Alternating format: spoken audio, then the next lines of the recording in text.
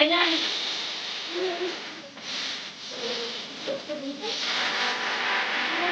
Yung bagay lang.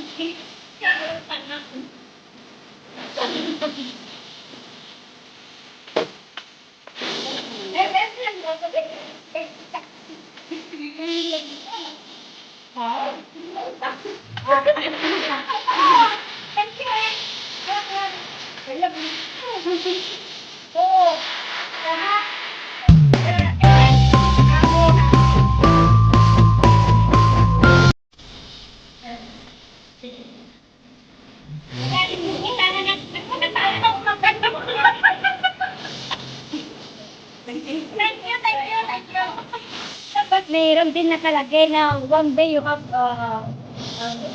daughter-in-law. Paano ko sa ate? May daughter-in-law na.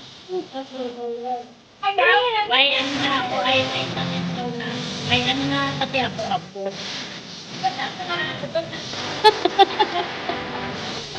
Ilang taon na ba?